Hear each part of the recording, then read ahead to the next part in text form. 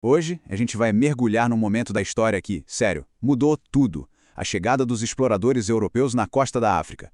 Isso deu o pontapé inicial para uma série de transformações que, olha, ecoam até hoje. Mas esta não é só uma história de exploração, não.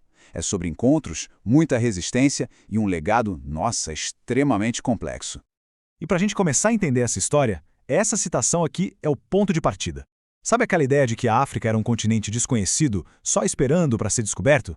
Então, é um mito. Uma narrativa que muitas vezes foi construída para justificar a exploração. A realidade, antes da chegada dos europeus, era de um lugar que pulsava com reinos, comércio e culturas riquíssimas, que batiam de frente com qualquer outra parte do mundo. Então, para a gente sacar o tamanho do impacto, primeiro a gente precisa voltar um pouco. Vamos dar uma olhada em como era a África antes desse encontro monumental acontecer.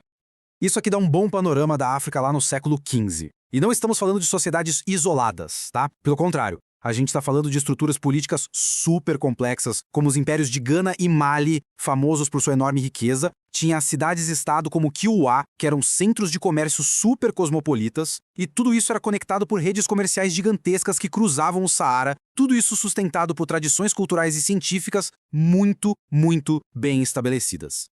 Beleza. Enquanto tudo isso rolava na África, a Europa estava a todo vapor, em plena ebulição. Vamos ver agora o que fez os europeus apontarem seus navios em direção ao sul. A grande pergunta é essa: o que motivou essa era de exploração? E já adiantando, não foi um motivo só não, foi uma combinação bem poderosa de várias ambições. Foram basicamente três motores principais. O primeiro, economia. A Europa queria de qualquer jeito acesso direto às especiarias e à seda do Oriente. O segundo, a busca incessante por ouro. E o terceiro, que era um ponto geopolítico crucial, achar uma rota marítima que desse a volta nas redes de comércio do Mediterrâneo que dificultavam o acesso da Europa às rotas por terra. E quem saiu na frente nessa corrida foi Portugal, avançando de forma metódica pela costa africana. O começo de tudo foi a tomada de Ceuta, em 1415. Décadas depois, Bartolomeu Dias provou que dava para contornar o continente. E, finalmente, Vasco da Gama completou a viagem até a Índia. Cada uma dessas etapas foi uma peça no quebra-cabeça que ia conectar a África ao comércio mundial de um jeito completamente novo. Com as rotas abertas, os contatos começaram. E a natureza dessas interações, nossa, ela mudou drasticamente com o tempo, acabando por definir um futuro bem trágico. A estratégia no início não era de conquista territorial, viu? Em vez disso, os portugueses criaram as feitorias, que eram, na prática, postos comerciais fortificados ali na costa.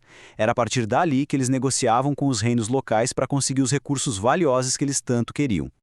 É aqui que a gente vê a virada sombria que aconteceu. O comércio, que começou focado em ouro, marfim, especiarias, aos poucos foi se transformando. A demanda cada vez maior por mão de obra nas colônias americanas fez com que o comércio de pessoas, de seres humanos escravizados, se tornasse a atividade mais lucrativa e, ao mesmo tempo, a mais devastadora de todas.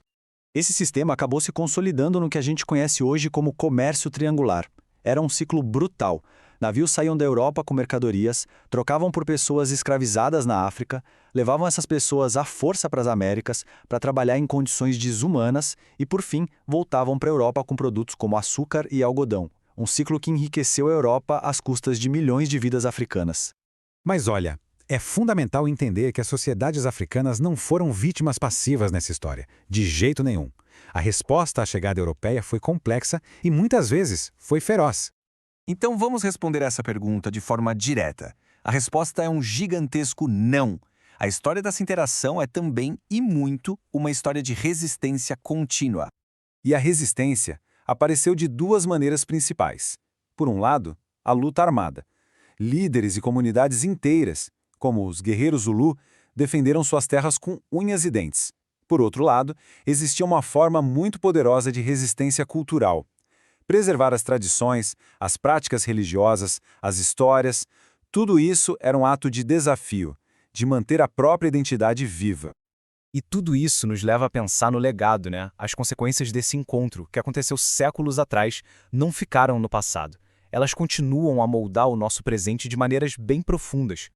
O ponto central é que esse legado é ambíguo, cheio de contradições. Por um lado, sim, a África foi conectada a redes de comércio globais e aconteceram trocas culturais. Mas, por outro lado, e de forma muito mais forte, essa conexão abriu a porta para a exploração de recursos, para a colonização em larga escala e para a imposição de sistemas que desestruturaram sociedades inteiras. E no centro desse legado existe um número que a gente mal consegue compreender: milhões. Milhões de vidas, de famílias, de futuros que foram destruídos pelo tráfico transatlântico de escravos. Esse número representa o custo humano que é simplesmente incalculável daquela era. Só que, no meio de toda essa tragédia, surgiu uma força de resiliência incrível. A diáspora africana espalhou a cultura do continente pelo mundo. A música, a arte, a culinária e a própria capacidade de resistir dos povos africanos e seus descendentes se tornaram uma parte fundamental do que é o mundo moderno hoje. E isso nos deixa com uma pergunta para reflexão. As estruturas econômicas, as desigualdades, as identidades ao redor do mundo, tudo isso ainda é profundamente influenciado por esse período. A questão que fica é: de que formas esse legado de mais de 500 anos atrás continua a impactar as nossas vidas e as nossas sociedades hoje em dia?